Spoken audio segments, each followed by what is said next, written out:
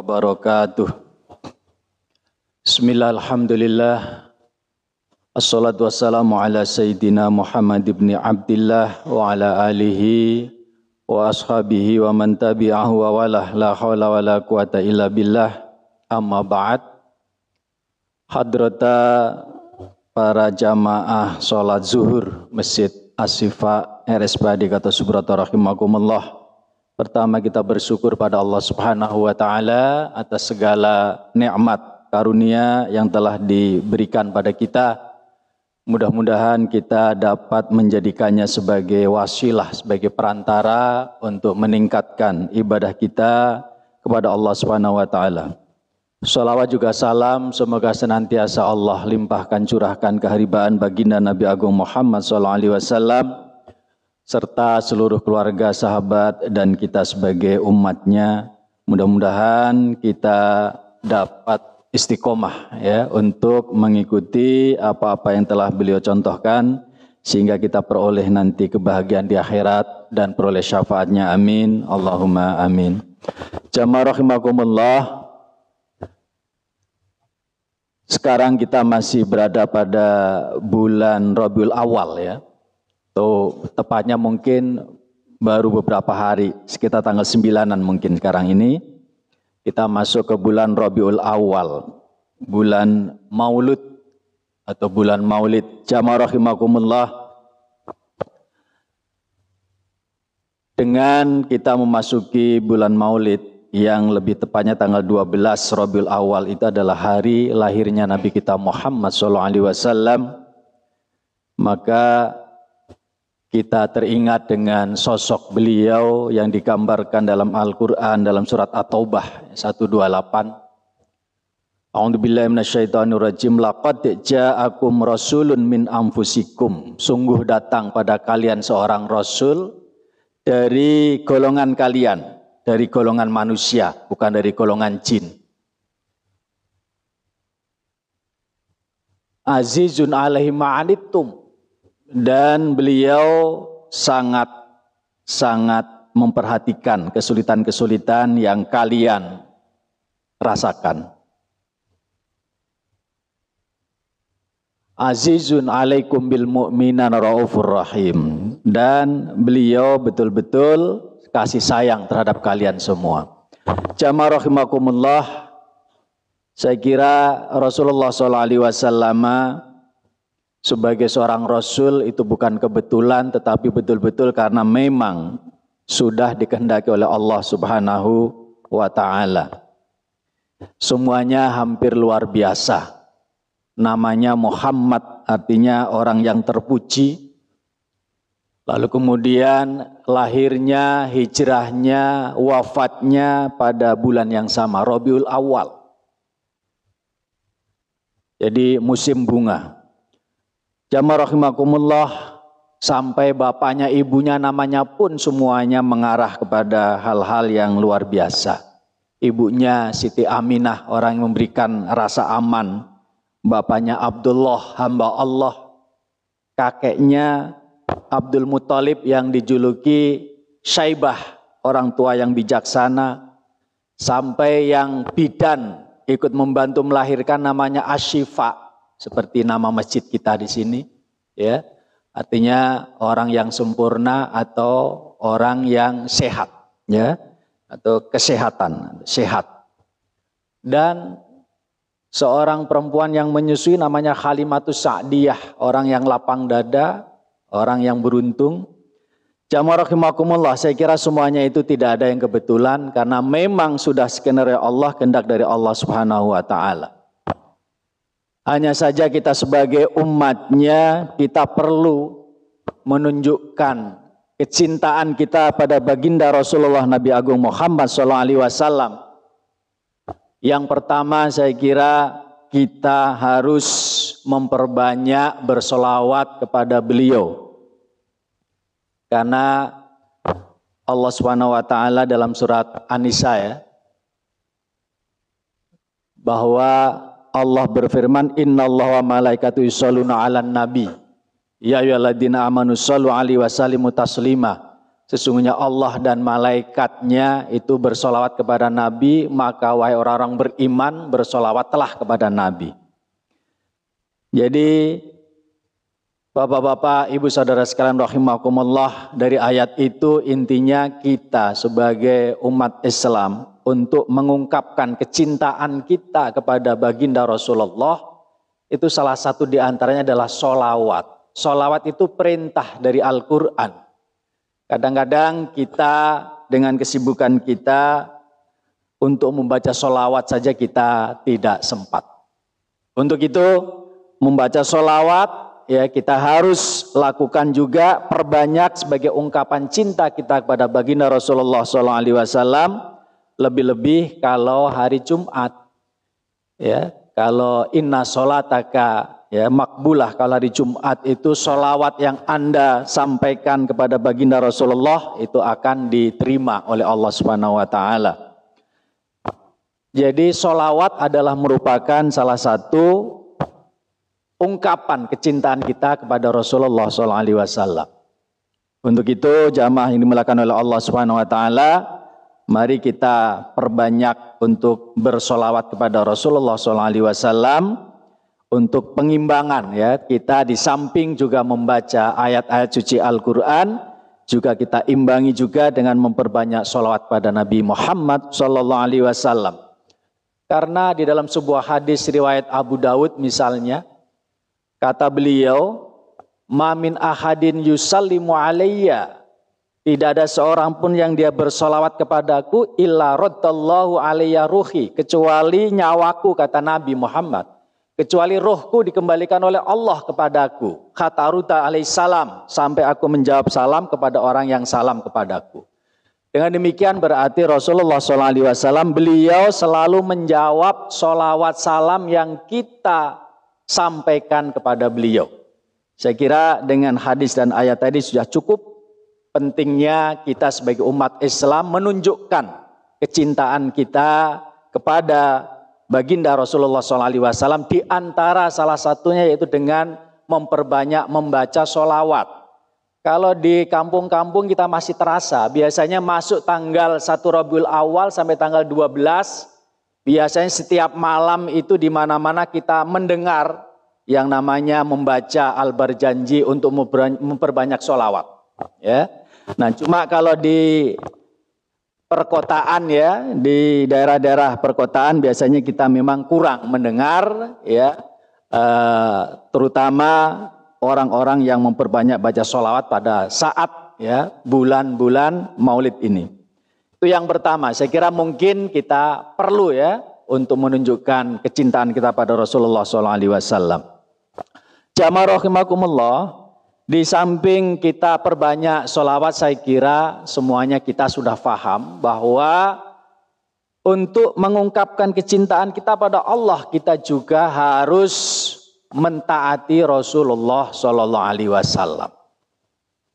Jadi sebagai representasi kecintaan kita, kalau kita mengatakan cinta pada Rasulullah, berarti kita harus taat kepada Rasulullah SAW. Ketaatan kita pada Rasulullah misalnya bisa kita lihat, kita gambarkan, ya, bagaimana sahabat Umar bin Khattab ketika beliau sedang mengikuti haji Rasulullah SAW, khususnya ketika sedang tawaf lalu kemudian sampai ke Hajar Aswad. Pada saat itu Umar bin Khattab mengikuti Rasulullah, menyaksikan Rasulullah SAW mencium Hajar Aswad. Mungkin kalau pada saat itu karena belum banyak, ya, orang yang haji, ya, masih bisa dengan leluasa untuk mencium Hajar Aswad ketika haji. Tapi kalau sekarang, ya, kalau kita mau mencium Hajar Aswad ketika haji mungkin bisa membahayakan dirinya sendiri, ya. Jamaah rahimakumullah. Sehingga ketika Umar bin Khattab melihat Rasulullah mencium Hajar Aswad, apa yang dikatakan oleh Umar bin Khattab? Ya. Kata Umar bin Khattab, laula anni ra'aitu Rasulullah SAW yuqabbiluki ma qabiltuki. Demi Allah, kata Umar bin Khattab, seandainya aku tidak melihat kekasihku Rasulullah, beliau mencium Hajar Aswad, aku pun tidak akan mencium kamu, wahai Hajar Aswad, kata Umar bin Khattab. Ini menunjukkan sebetulnya Umar bin Khattab itu, ya, jadi kan cuma sebongkah batu saja, gitu kan? Kenapa saya harus mencium engkau, gitu kan?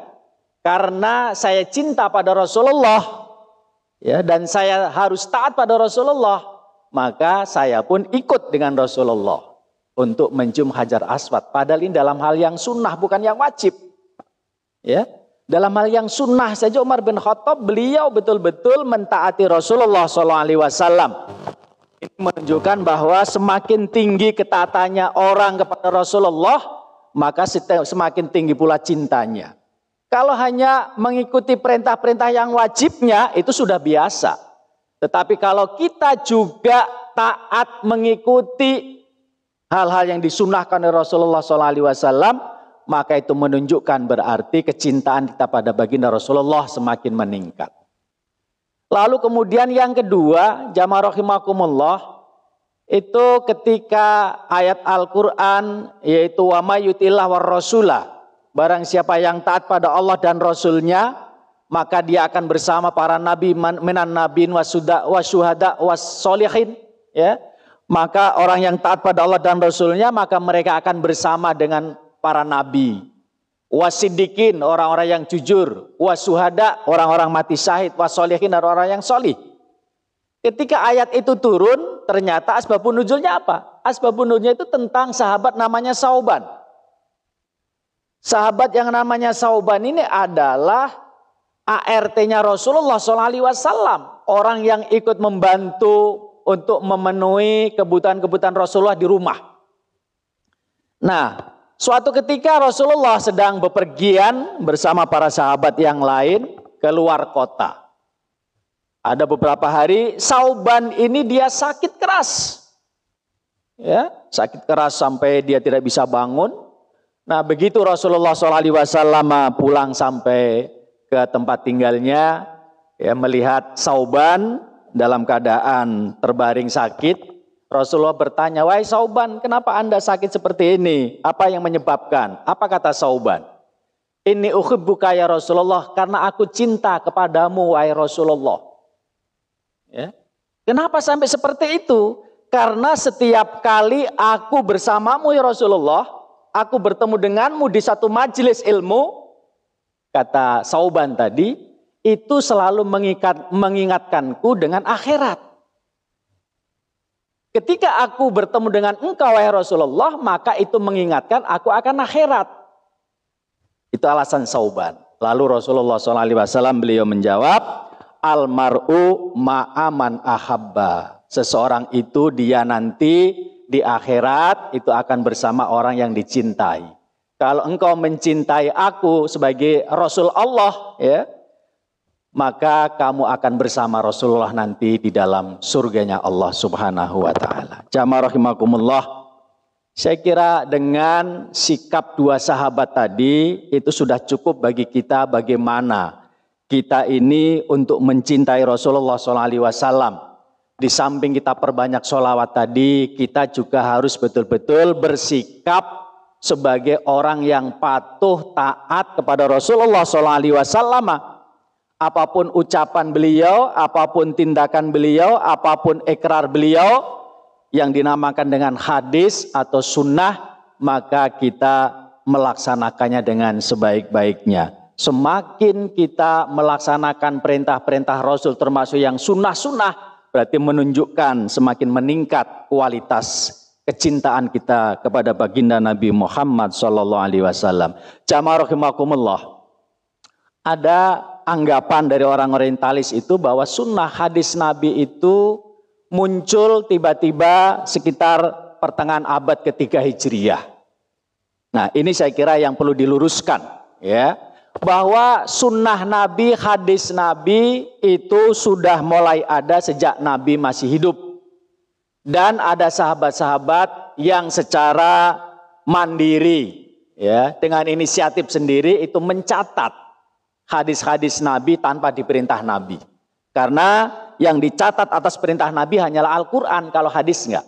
Nah ini saya kira yang perlu diluruskan. Jadi tidak benar kalau hadis itu muncul tiba-tiba pada pertengahan abad ketiga Hijriah, bukan.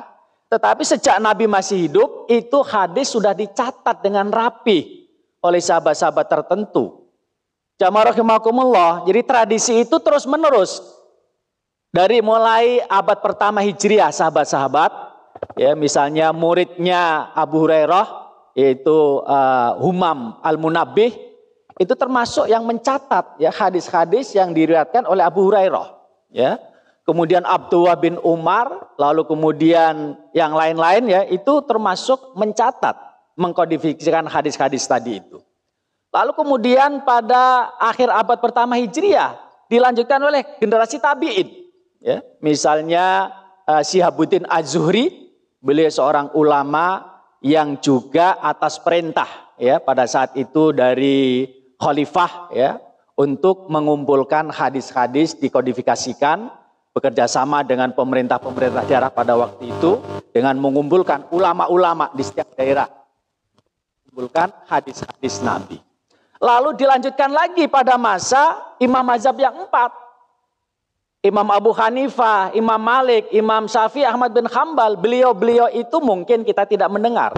Di samping sebagai seorang pakar di bidang hukum Islam, juga beliau-beliau termasuk pakar hadis. Jadi punya karangan-karangan buku hadis, punya kumpulan-kumpulan hadis. Lalu kemudian setelah imam mazhab yang 4, muncul yang namanya Kutubus Sittah. Ya, ini pada puncaknya, kajian tentang hadis, ya, itu betul-betul pada puncaknya, yaitu ketika ada imam-imam yang secara khusus mereka yaitu studi khusus tentang hadis, yaitu Bukhari, Muslim, Abu Dawud, Ibnu Majah, Tirmidzi, Nasai, ada 6 yang disebut dengan Kutubus Sittah. Nah, jadi orang-orang orientalis mereka berpandangan bahwa hadis-hadis itu muncul ya tadi pada zamannya imam yang 6 tadi itu, sehingga kalau begitu ya diduga keras itu karangan mereka sendiri, bukan dari Rasulullah SAW. Nah itu yang harus diluruskan, ya.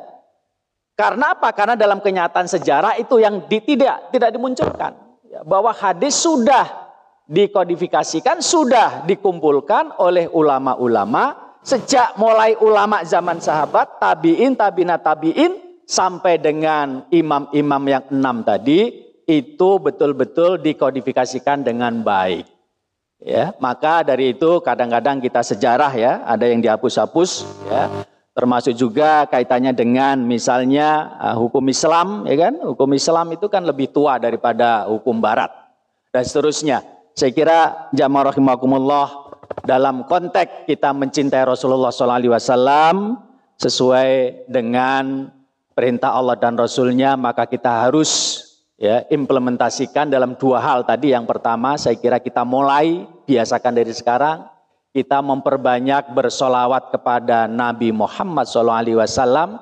Nah mungkin kita sebagai umat Islam, saya kira kita sudah tidak lagi zamannya mempermasalahkan ada yang menambah Sayyidina, ada yang tidak, itu nggak usah dipermasalahkan lagi. Yang penting kita perbanyak baca solawat dan solawat, itu saja intinya.